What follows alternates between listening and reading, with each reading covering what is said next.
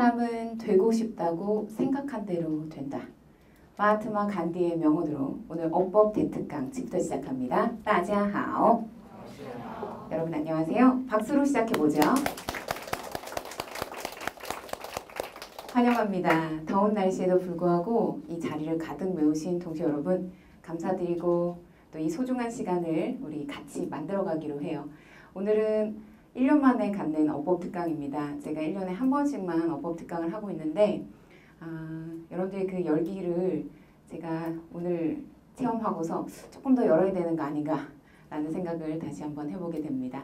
네, 오늘 어법특강은 중국어 어법 단위부터 시작해서 품사와 문장 성분에 이르기까지 다양한 내용들을 정리합니다. 따라서 어법을 한 번도 정리하지 않으신 분들은 아마 좀 어지럽다, 정신없다 여기실 수도 있어서 제가 말의 속도를 평상시보다 한 1.5배속으로 느리게 0.5배속이라 해야 될까요? 많이 느리게 설명을 드릴 테니까 기존 수강생들은 졸지 마시고 새롭게 입문하신 동시분들은 차근차근 하나씩 알아가셨으면 합니다. 소중한 시간 지금부터 만들어 갑니다. 자, 우선 제가 그 2007년도에 출간한 교재 문정아가 그려준 중국어 어법 교과서 교재는 1971년 토니 부잔에 의해서 창안된 마인드맵이라는 그 인간이 개발한 최고의 어떤 대뇌를 활발하게 활성화시키고 또 학습의 효율을 극대화시킬 수 있는 프로그램 가지고서 어법을 접목시켜 봤습니다. 중국어 어법이 사실 시중에 어떤 출간된 교재나 혹은 강사분들 가운데서는 중국어는 어법이 없다 이런 말을 하는데 어떤 언어가 어법이 없겠습니까? 다 체계화된 어법이 있는데 그런데 그 방법을 잘 모르고 관용적인 표현에 너무 국한시켜서 생각하다 보면 마치 어법이 없어 보이곤 합니다. 하지만 주요 골격 어법 있습니다.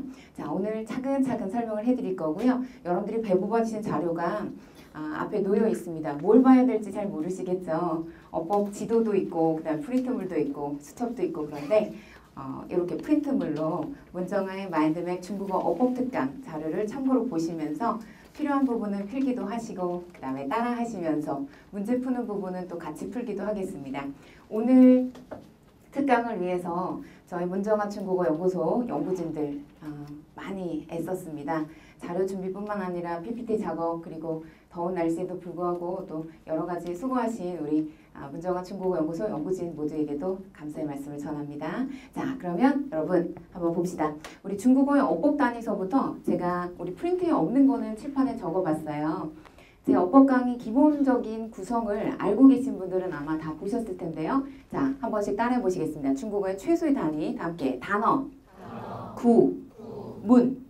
네, 단어라는 것 앞에는 형태소라는 게 있어요. 근데 우리는 형태소까지 알 필요는 없고요. 단어서부터 오늘 정리를 해드리겠습니다.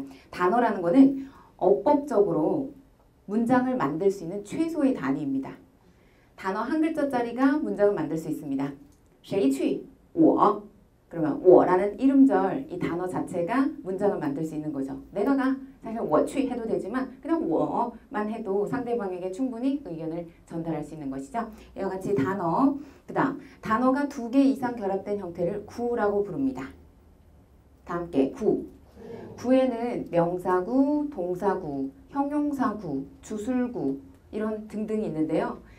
우리가 단어가 2개 결합된 게 구라고 말씀드렸습니다. 명사와 명사가 결합되거나 수량사와 명사가 결합된 형태 이런 것들을 우리가 명사구라고 간주할 수 있고요. 그 다음에 동사와 동사 또 부사 플러스 동사 이런 결합도 우리가 동사구라고 할 수 있어요.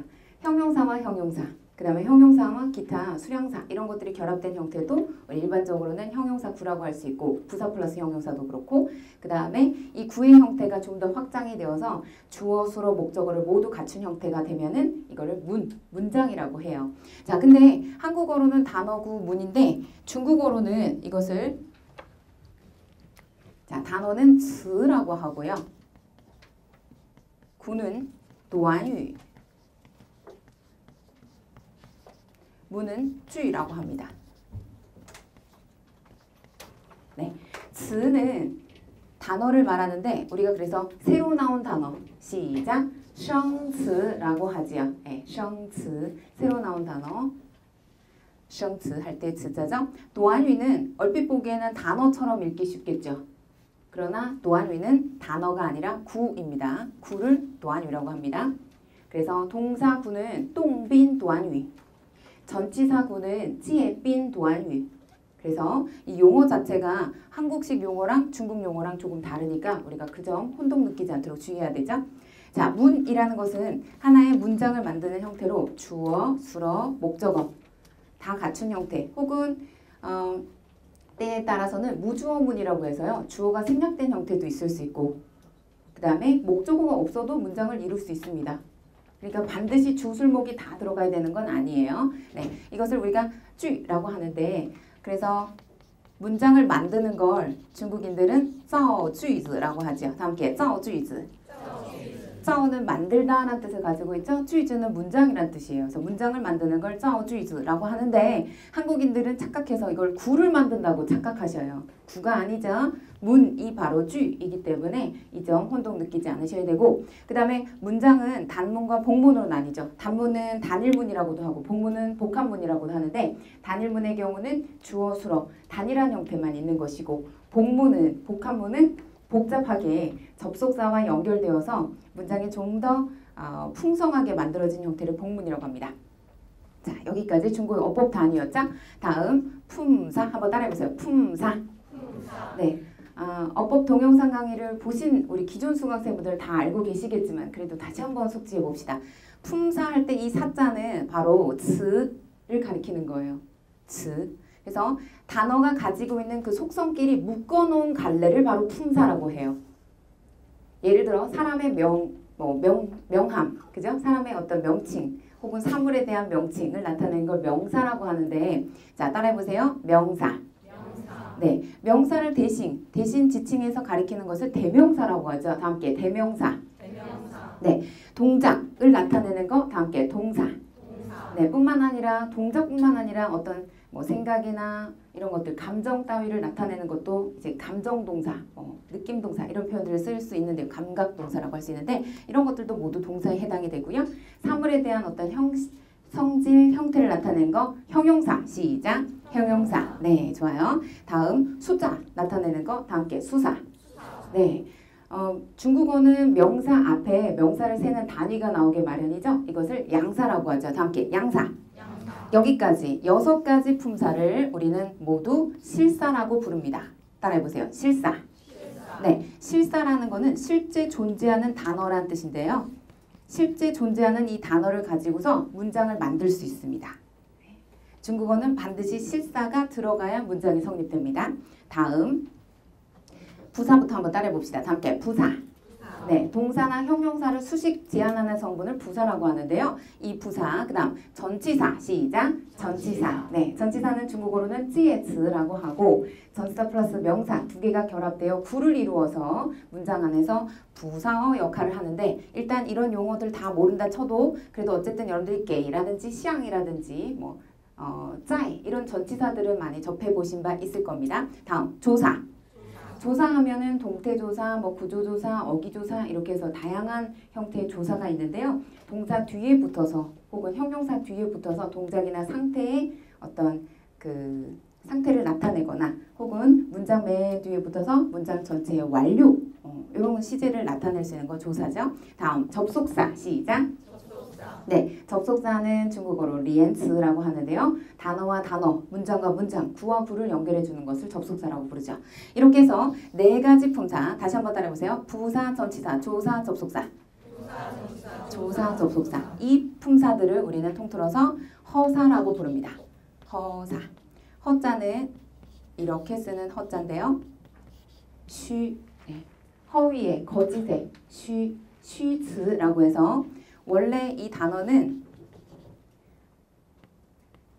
이 단어끼리만 쓰여서는 문장을 만들 수가 없고요. 반드시 실사의 도움을 받아야만 이 쉬즈가 제대로 작용을 할 수 있습니다.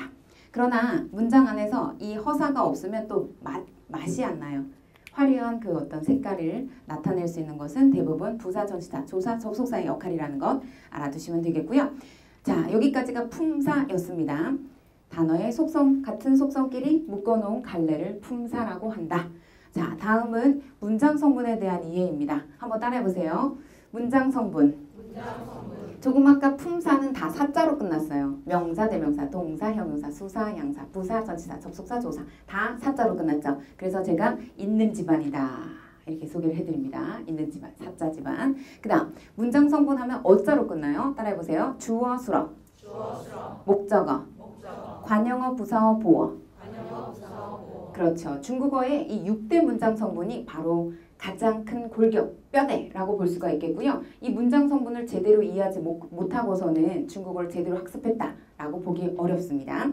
5급 과정에서는 우리가 장문 시험 볼 때 장문 1부분에서 91번에서 98번까지 40점, 300점 만점 가운데 약 한 13% 정도 차지하는 비중, 플러스 99번, 100번, 60점 만점, 총 300점 만점 가운데 100점을 차지하는 게 거의 어법 어휘 싸움이라고 보시면 되겠어요. 그래서 특히나 어순 관련된 문제를 잘 풀기 위해서는 이 문장 성분과 품사에 대한 이해가 가장 절실히 요합니다. 그리고 고등으로 올라가시면 고등 독해 제1부분에서는 51번부터 60번까지 바로 어법 오류형 문제. 뭐 물론 어순의 오류도 있고 어법적인 오류도 있고 어휘의 오류도 있지만 어쨌든 대략적으로 한 70% 이상이 어법적인 오류로 인해서 문장이 잘못된 것을 판단하는 그런 유형이거든요. 그래서 우리가 HSK 5, 6급에서 안정적인 점수 또는 고득점을 받기 위해서는 이 문장 성분과 품사에 대한 이해가 굉장히 중요하다는 것을 강조하고 싶습니다.